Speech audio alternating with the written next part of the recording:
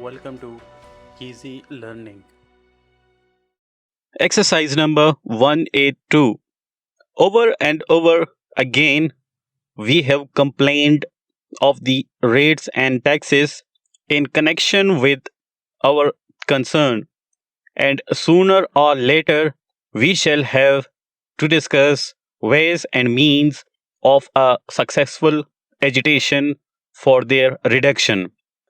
Up to the present time, we have been very heavily handicapped in this respect, and judging from the present outlook, our resources will be called upon more and more in the immediate future unless we are enabled to obtain the relief we think we are entitled to.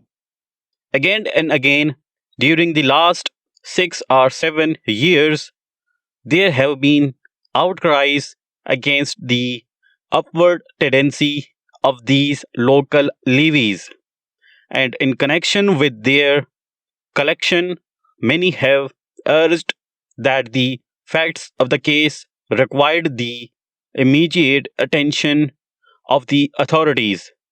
The history of the world shows that this matter of rates and taxes has always been a sore point with people of every clime and nation.